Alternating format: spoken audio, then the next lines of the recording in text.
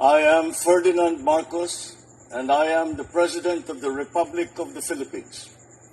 I stand today on behalf of 110 million Filipinos. President, Yes. on the arrest of Mayor Alice Go, Yeah. nababatikos po yung ating mga government officials for having a photo with Mayor Go for impropriety and also parang may special treatment na ginagawa ang government.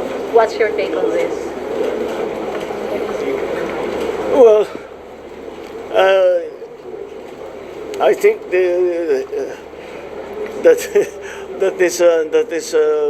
that is part of the new culture now na nagpapakuhalagan ng kahit ano. Kasi post nila, tignan mo, nakasama ako dito sa team na nag-aresto sa ganyan-ganyan.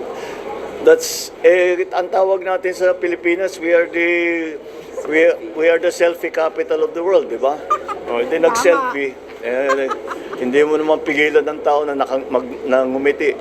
So, they just had a selfie. I don't think there's much more to it than that. Nagpa-selfie sila. Alam niyo ng mga delays. But sir, now that Alice Go is in custody, what do you want to hear from her? Or what do you expect from her?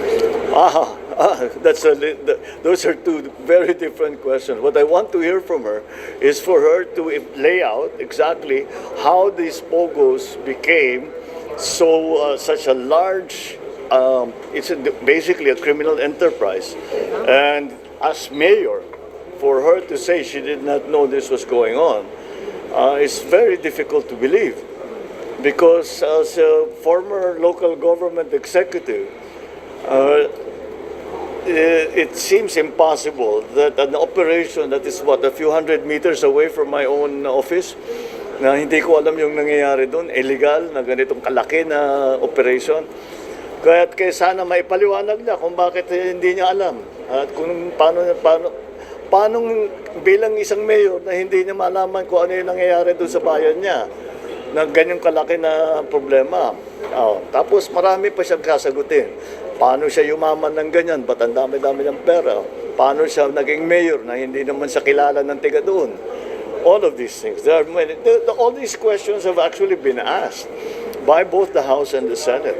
I just hope she answers it better than her cohorts. Sina Cassandra Ong at saka sina Sheila Ong, very evasive makasagot. Sana naman maputi-puti ang sagot ni Alice Go as compared dun sa mga kasamahan niya.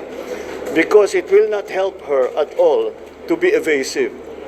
Mas bibigat ang magiging problema niya kung hindi siya magsabi ng totoo. Mr. President, is there a demand from the Indonesian government? Kasi there were reports na swap ng prisoner. Is there Well, wala namang nag-swap. Walang swap. no demand? Yeah. No, there is there was, because lumabas sa isang article sa Indonesia na dapat mag-swap. Pero hindi official yun. So, no, but well, it was, I can explain to him, hindi naging simple ang pauwi ni Alice Go dito sa Pilipinas. It wasn't simple at all. We were negotiating very intricate, very sensitive and very delicate details for the last, maybe 48 hours na kinakausap natin mga kaibigan natin sa Indonesia. Mabuti na lang, marami tayong naging kaibigan na dahil sa pagpunta-punta ko, pagpunta ko sa mga iba't ibang bansa, Indonesia being one of them, at maging malapit kami ni President Jokowi, naging bahagi yun. Kaya kahit na hindi ganun kasimple ang pag-transfer, na ating napakiusapan naman natin ng mga kaibigan natin sa Indonesia na bayaan ng Pilipinas, kunin na siya at iuwi siya dito sa Pilipinas. Okay. Alright, maraming salamat. Good morning everyone. As you have witnessed, we just did the quick briefing on the effects of Typhoon Enteng in Rizal specifically, and also the responses of the rest of the agencies around the country, because Enteng is not only localized here in this area but dumaan na sa Northern Luzon.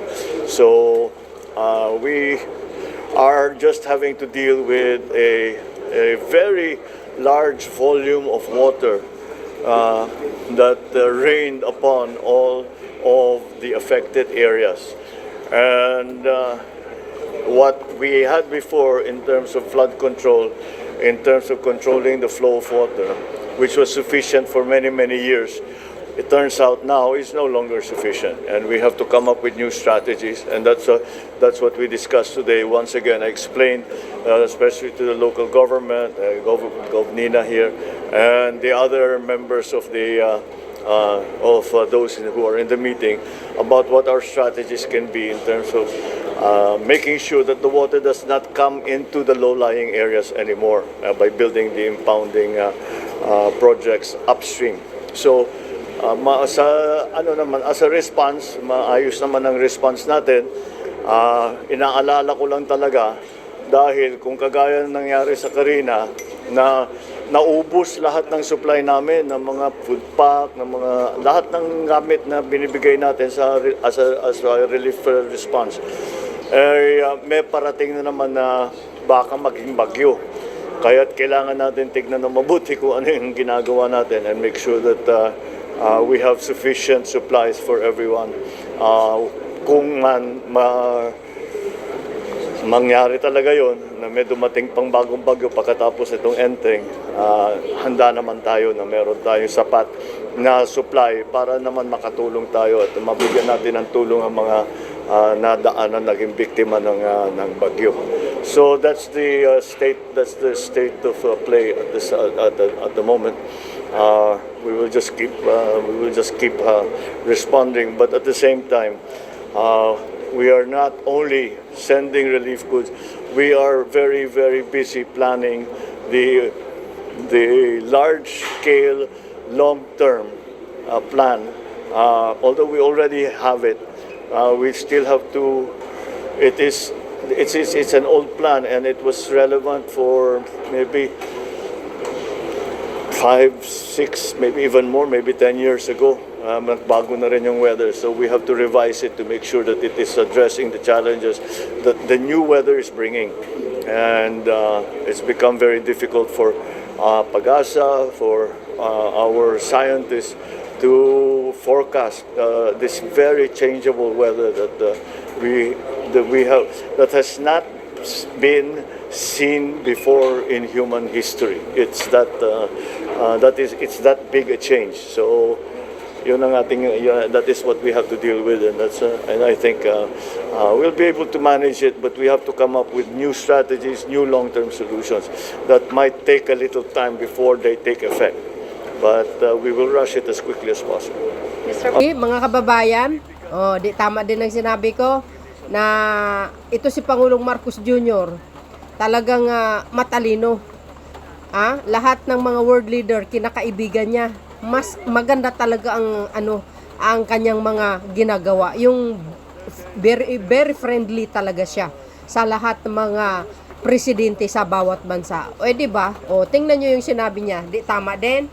Maganda yung ganun. Pero kung yung mga dati ay kinakaaway yung mga ibang bansa, walang mangyari. Kaya to si Pangulong Marcos Jr. magaling talaga mamuno friendly to all nga inimitunan, sabi niya nga.